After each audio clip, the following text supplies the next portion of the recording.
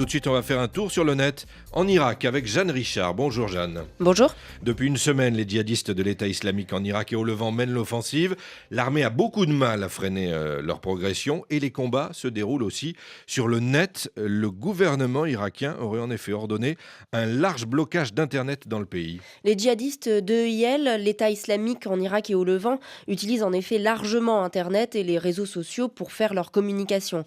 Alors en réponse, le gouvernement aurait demandé aux fournisseurs d'accès Internet un blocage total dans 5 provinces, celles où l'EIL est le plus présent, la censure des réseaux sociaux, plus de Facebook, Twitter, YouTube ou Skype par exemple. Enfin, les services VPN, les Virtual Private Network, les réseaux sécurisés qui relient directement les ordinateurs les uns aux autres, sont bloqués à certaines heures de la journée. Mohamed Najem est un des fondateurs de l'ONG libanaise Social Media Exchange qui a fait fuiter l'information. Lui préfère parler de censure plutôt que de mesures garantissant la sécurité de l'État.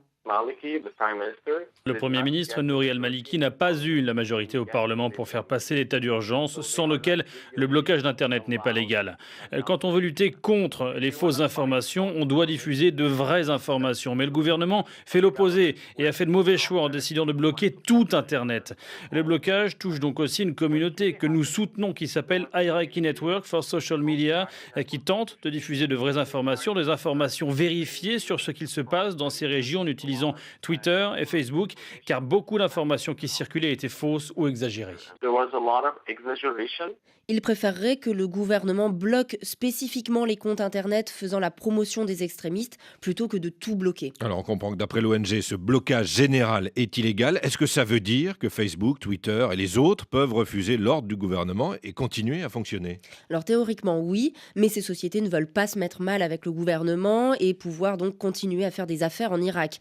En parallèle, elles encouragent les utilisateurs à continuer d'utiliser Internet. Elles expliquent souvent même comment contourner le blocage. Alors si on peut tout de même se connecter, est-ce que ce blocage peut être efficace pour empêcher la promotion des idées et la diffusion des actualités des djihadistes ?